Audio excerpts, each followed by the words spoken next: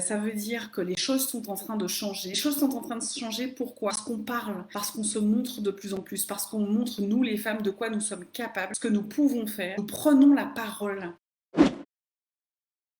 Bienvenue dans l'Hebdo à chaud, l'émission qui parle de sujets d'actualité concernant la femme, des sujets chauds pour un format court où on va soit faire un coup de gueule parce qu'on en a marre, soit un beau coup de boost, un beau coup de cœur. Et aujourd'hui, on va parler d'un coup de cœur. Enfin, parce que ça fait 6 émissions que je vous parle de coup de gueule et que je m'énerve, ben là, on va parler d'un coup de cœur. C'est la femme au cinéma, la femme qui est représentée et même primée au cinéma à Cannes cette année, et je trouve ça juste génial. Je voudrais qu'on revienne sur le sujet. N'hésitez pas à commenter et à partager cet hebdo. Plus on parle, plus on s'affirme, plus on montre qu'on est là, plus on nous laissera la place, tout comme le cinéma français l'a fait avec Julia Ducournau au Festival de Cannes, qui a remporté la Palme d'Or, les amis, pour son film Titane.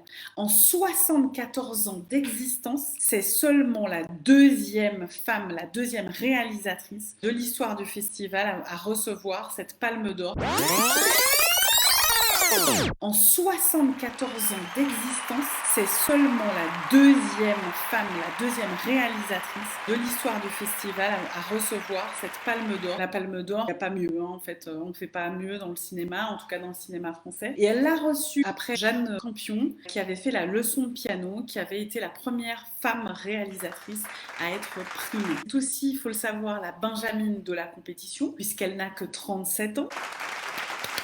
Ça génial. Elle a chaleureusement remercié le jury qui disait qu'elle reconnaît le besoin avide et viscéral qu'on a dans un monde plus fluide et plus inclusif. Elle remerciait aussi le jury d'appeler à plus de diversité dans les expériences au cinéma, dans la vie en général, et de laisser rentrer les monstres, puisque c'est une fan absolue de films d'horreur. Moi, je trouve ça génial parce que du coup, Cannes envoie un signal qui est hyper important au monde en général et surtout à l'industrie cinématographique, que la femme a sa place en fait. Et la femme peut être récompensée et la femme a du talent. Surtout qu'on se posait des questions après l'affaire Weinstein sur la place des femmes au sein de l'industrie cinématographique, sur l'égalité entre les genres, sur tous les soucis qu'il y a pu y avoir. Ben là, ça montre enfin, ça envoie un signal qui est assez positif, qui est assez génial en fait. Il faut savoir qu'il y a eu seulement 4 réalisatrices en compétition cette année sur 24 films au total. Alors moi, je me pose la question de est-ce que c'est parce que les femmes ont peur de devenir réalisatrices? Est-ce qu'elles ne se sentent pas capables?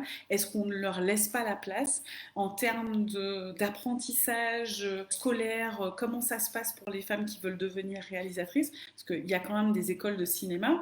Donc comment ça se passe? Pourquoi? Moi, je me suis vraiment posé la question. J'ai pas trouvé plus de réponses que ça. Mais si toi, tu as une information à me donner par rapport à ça, si toi, tu as une idée, n'hésite pas à commenter et à me dire pourquoi, à ton avis, il n'y a eu que 4 réalisatrices qui étaient en compétition du Festival de Cannes sur 24 films au total. En revenant sur Titane, là, film de Julia Ducournau, c'est quand même un film qui a fait débat, qui n'a pas fait l'unanimité parmi les critiques à cause des scènes qui étaient ultra violentes. C'est un cinéma qui est un peu, donc ça c'est Le Monde qui le disait, BFM TV le disait aussi, c'est un cinéma qui est transgressif, qui est empreint de féminisme, le cinéma de Julia Ducournau, et il n'est pas destiné à tous les publics. On peut d'ores et déjà aller le voir en salle, et c'est l'un des films les plus violents de la compétition, comme quoi les femmes ne font pas que broder des fleurs et raconter des histoires d'amour. Donc moi je trouve ça génial, bravo Julia. Et donc le palmarès 2021, il a récompensé quand même 3 cinéastes féminines, c'est quand même pas mal. Julia Ducournau pour son film Titan. On a Jasmine Tenucci, mention spéciale du court-métrage pour Le ciel du mois d'août. Et on a Tanguy, la palme d'or du court-métrage, donc ça c'est génial quand même. Palme d'or du court-métrage avec Tous les corbeaux du monde. Moi je trouve que c'est un bel exemple. C'est pour ça que j'insiste